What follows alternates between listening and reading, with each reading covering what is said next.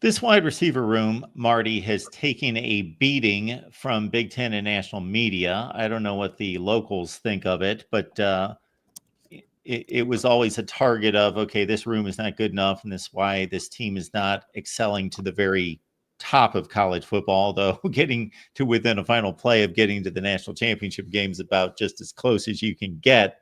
Kyron Hudson's a guy that made remarkable catches at USC. The overall stats were not overwhelming. Trey Wallace is gone. You mentioned to me before we started to record Amari Evans as well.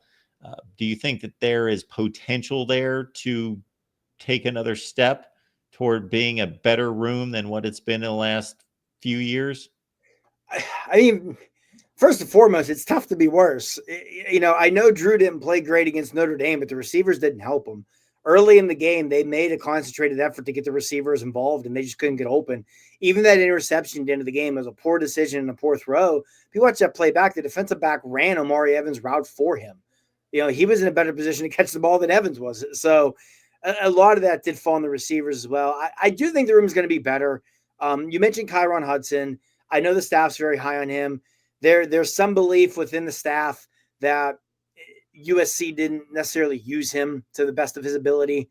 So we'll see what happens. I do think it helps that he's got experience in the Big Ten. Devontae Ross, another transfer they brought in, I'm really intrigued by.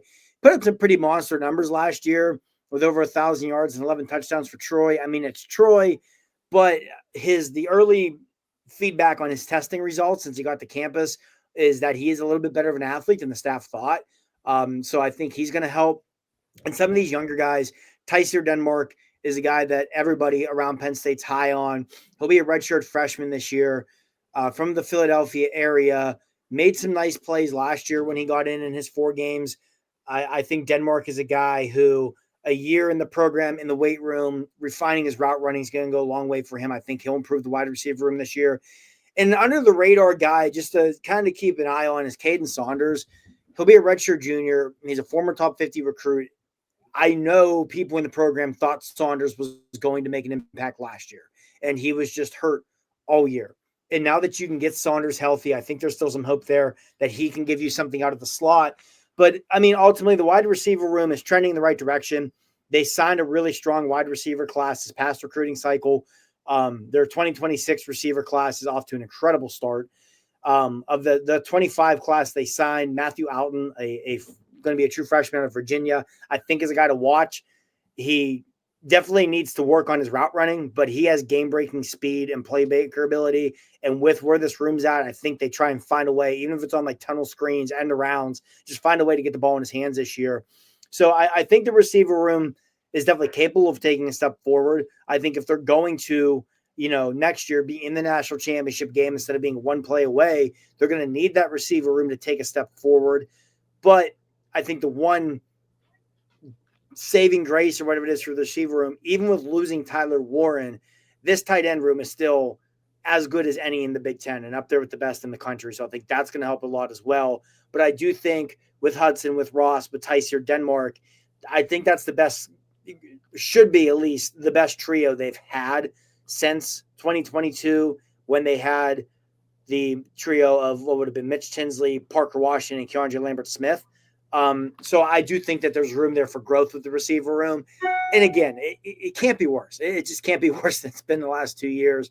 And I understand a lot of Penn State people and fans are going to be, hey, I'll believe when I see it. And I totally understand that. But I also think if you look at this year as opposed to last year or the year before, for example, you mentioned Kyron Hudson. He wasn't always consistent at USC, but clearly the talent's there, right? We've seen him make big plays at the Power 4 level. We've seen him make big plays in the Big Ten. Devontae Ross, yeah, he's coming from Troy, but he was extremely productive in the Sun Belt.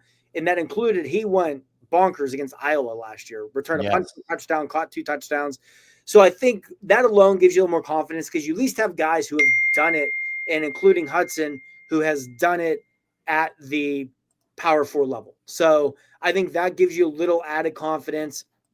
And again, I think Tysier Denmark, his school that he went to in Philadelphia, Imhotep Charter, did not allow early enrollees. I think had he been able to be an early enrollee last year, we would have seen him on the field this past year. But the fact he couldn't get to campus in June probably held him back. So I think that, again, that trio, again, you need to see it to believe it, but I think that trio can really raise the floor of this receiver room, which is really all you need right now, especially with a quarterback like Drew Aller and with the running game you'll have. And then that higher ceiling is coming when these 2025 guys kind of get more seasoning, when this 2026 class gets to campus. But I do think the room should take a step forward this year. I'm more confident in it taking a step forward this year than I was last year. We go live, everyone, on the national channel every Monday, Tuesday, Wednesday, Thursday, Friday, 4 p.m. Eastern Time. Take your calls and talk about the news of the day and one big topic in college football. So make that a staple of your day, 4 p.m. Eastern Time. And we got Marty Leap here breaking down Penn State. And as you hit on, I had just looked that up because I was curious with Ross coming in from Troy if he had any decent numbers against a good defense in the Power Five. And again, Iowa always brings one of the best defenses in the Big Ten. And like you mentioned, 5 for 142 for 2 touchdowns in that game against the Hawkeyes in his only Power Five opponent, at least this last season. You mentioned Reynolds, Khalil Dinkins. Is he back as well? Yeah, Khalil Dinkins will be back. I mean, he'll be the quote unquote starter at tight end. I think you're going to see a lot of 12 personnel again. So most games you'll see 2 starters at tight end. I think Dinkins, there's definitely some untapped potential there for his ability to catch the ball. Good genes, Darnell Dinkins kid. So definitely some good genes there.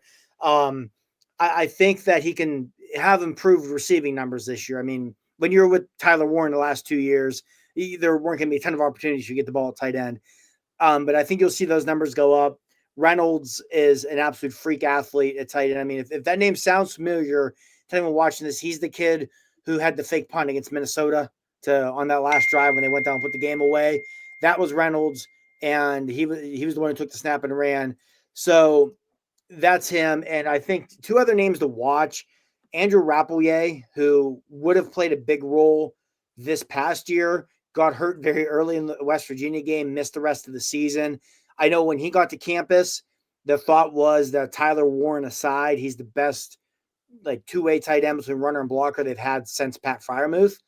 And then Andrew Olish, who is a top 100 borderline 5-star tight end coming in, will be a true freshman. I think you're going to see them potentially give Olish some run as well. So again, that tight end room, there's a ton of talent there. It's not as proven. I mean, Dinkins has played a lot of football the last 3 years. So I shouldn't say it's not as proven. It's just he hasn't had the ball thrown to him. When he has, he's been a legitimate threat.